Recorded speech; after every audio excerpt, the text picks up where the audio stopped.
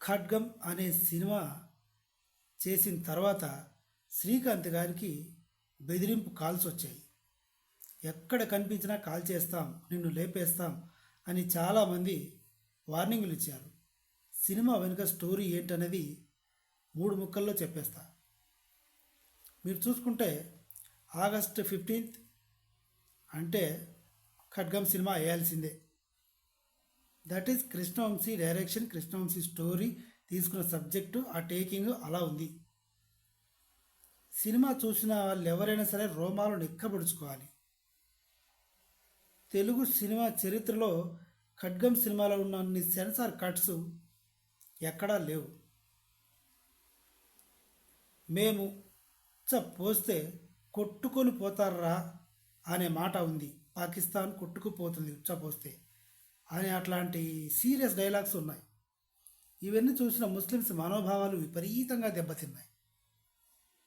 ఆ పాకిస్తాన్ కొడుకులు అని ఓ పోలీస్ ఆఫీసర్ మాట్లాడతాడు.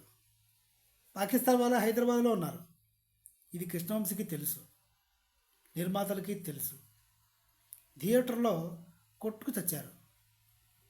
సరే, ఇవన్నీ పక్కన పెడితే శ్రీకాంత్ గారికి ఏ పాపమో తెలియదు. కథ నచ్చింది, రెమ్యూనరేషన్ తీసుకున్నాడు, కృష్ణవంశీతో సినిమా చేశాడు. ఫోన్ కాల్స్ వచ్చేవి, అన్నోన్ కాల్స్. నువ్వు ఎందుకు చేసావు ఆ సినిమాలో? కామ్గా ఏ కామెడీ సినిమాలో, ఫ్యామిలీ సినిమాలో చేసుకుని వెళ్ళొచ్చు కదా అంటే, అది సినిమా, రియల్ లైఫ్లో నాకు ఎట్లాంటి సంబంధాలు లేవు, నాకు అందరూ ఒకటే అని చెప్పాడు శ్రీకాంత్ గారు. అయినా సరే నువ్వు ఎక్కడ దొరికితే అక్కడ లేపేస్తాం అని చెప్పాడు. దీంతో కొంచెం జడుచుకున్న శ్రీకాంత్ గారు తన గన్ను ఎప్పుడు బయటికి వెళ్ళినా కూడా గన్ చేతిలో పట్టుకొని తీసుకెళ్ళేవాడు. శ్రీకాంత్కి మీ అందరికీ తెలుసు కదా, క్రికెట్ అంటే ఇష్టం.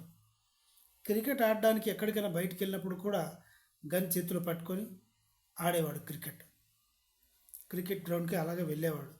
ఏ పబ్కి వెళ్ళినా ఎక్కడైనా బయటికి వెళ్తే చాలు, వేరే సినిమా షూటింగ్స్కి వెళ్తే కూడా గన్ క్యారీ చేసేవాడు. ఎందుకంటే ఎక్కడి నుంచైనా సరే వచ్చి లేపేస్తామని ముందే వార్నింగ్లు ఇచ్చారు. ఎక్కడి నుంచి ఎవడొస్తాడో తెలియదు. నేనైతే భయపడేవాడిని కాదు, నా దగ్గర గన్ ఉంది. వాడు నువ్వు 2 బుల్లెట్స్ కాల్చేలోపు నేను 1 అయినా కాలుస్తా అని శ్రీకాంత్ గారు చెప్పారు. మొత్తానికి సినిమా ఎలా ఉంది? ఖడ్గం సినిమా దేశభక్తి సినిమా, అందరికీ నచ్చింది. మీకు కనుక నచ్చితే కనీసం ఒక లైక్ బటన్ నొక్కండి. కొత్తగా నా ఛానల్ చూస్తున్న వాళ్ళు సబ్స్క్రైబ్ బటన్ కూడా నొక్కండి. Thank you.